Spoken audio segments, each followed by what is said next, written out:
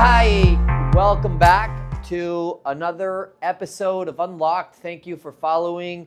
We are on chapter not sure what of George Washington's Rules of Civility and Decent Behavior in Company and Conversation. This has been so fun to go over, not only because it brings fresh mind and memories to me of when I first learned about this book, but also because I'm learning. I realize I can't turn my back on the camera because I'm not supposed to. We're going to go through that. And remember, one of the reasons why we want to go over this is because in the world of sales, it's the world I'm in, it's not all about the customer and you, the client, the team building. A lot of it is leadership. And how do you raise your leadership? You know, if you think about leadership, I'm going to draw this on the side here on the top. If you think about leadership on a scale from this is 10 and this is 1, your goal is just to move up all the time. And you might not be able to do that consistently. But if you're progressing, you're in a progression mode, that's what it's all about. And I think this is extremely helpful, especially if you're hearing things for the first time that you haven't heard yet. Thanks for following. If you haven't liked, shared, subscribed, please do. It helps us a bunch. Send it to somebody else in the office. Tell them to click like. And then send me a text, a Zoom, whatever I can do to help you in your journey, in your growth aspect. So we're going through rule number 11. Okay, so to confirm that we wrote it correctly, rule number 11 says, shift not yourself in the sight of others or gnaw your nails. In English, don't shift when you're around others or bite or touch your nails. And this is something that, again, you see people doing it all the time. It is not the most decent thing to do around others when somebody is maybe facing you and you turn around. It's not probably the best thing to do. Same with biting your nails. It doesn't give, let's say, the most hygienic perception to others. And again, a lot of this is what's the perception I cause. Number 12, shake not your head, feet, or legs, roll not the eyes, lift not one eyebrow higher than the other, wry not the mouth, and bedew no man's face with your spittle by approaching too near him when you speak. We're going to break that down. So it talks about not shaking your head, your feet, or legs.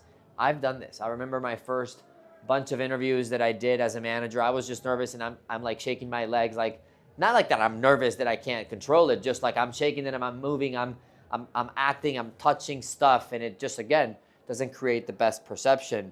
Lifting your eyebrow higher than the other. We've all seen that expression. We've all made that expression in the past. There's no decent reason to do that.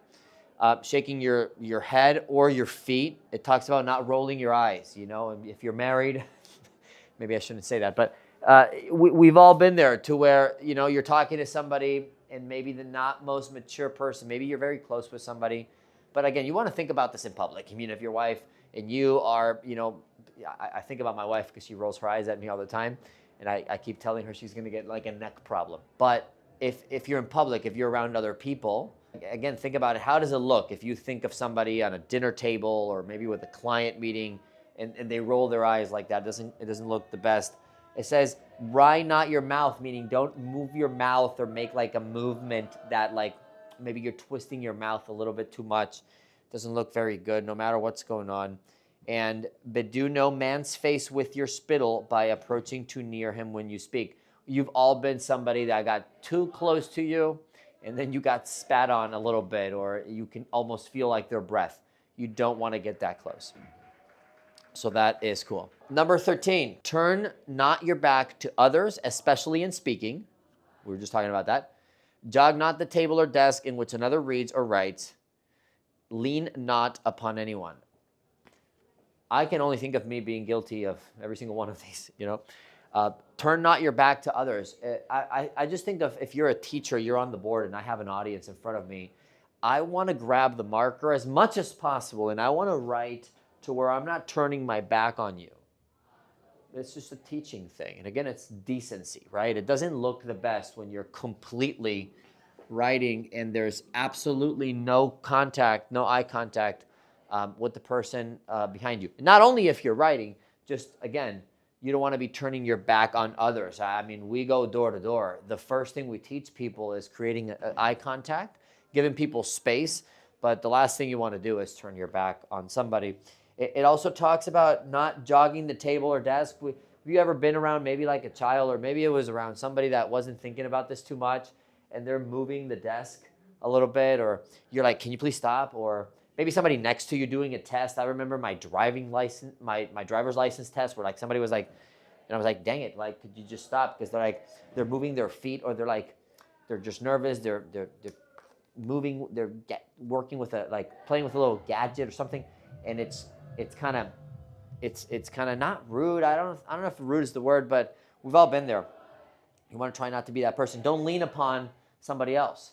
You know, you might be tired or whatever. It's not the most decent thing to do to lean upon somebody. Okay, rule number 14. It says, kill no vermin as fleas, lice, ticks, and the sight of others. And if you see any filth or tick spittle, put your foot dexterously upon it. If it be upon the clothes of your companions, put it off privately. And if it be upon your own clothes, return it, thanks to him who puts it off. Again, totally guilty of this. It basically, last night, I remember right next to my alarm, I'm setting up my alarm for my house right before I go to bed. There's a little bug right there. And I went with a napkin and I just smashed the bug and put it on the trash. And it just talks about the right thing to do. And again, this is not morals necessarily, although a lot of it could be. A lot of it is like, what is the most decent thing to do? This is not an argument of like, should you or should you not? This is the most decent. You grab the bug and you go outside and you let it out. It takes a lot more time. You see a bug on somebody's lap, then it talks about that. You know, put it off privately. And if it's on your own clothes, return it, right?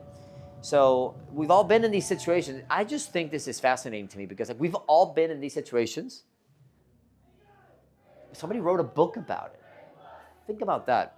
I was talking to a former Marine Corps, a Marine. Somebody that was a former Marine in the Marine Corps, 16 years in the military. And you know what? One thing he referenced that he learned a lot with was he said when they were on duty, they would go through these folders, this 3-ring binder where it even had instructions on how to tie your shoes. And I was like, you know what? You never think of that, but somebody made that folder. I mean, a Marine can't be in the middle of, something dangerous and then your shoe is untied. And now, that would be ridiculous, right?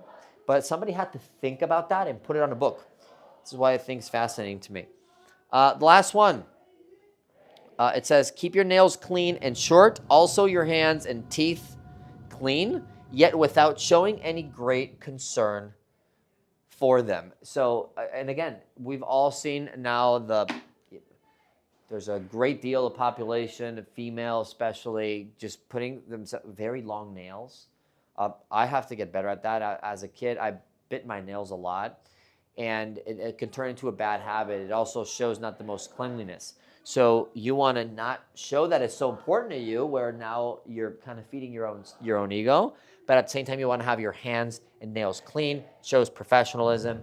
Your hands. If you think about a waiter or somebody that's serving you at a restaurant, imagine if their hands are kind of bleeding because they are biting their nails all day.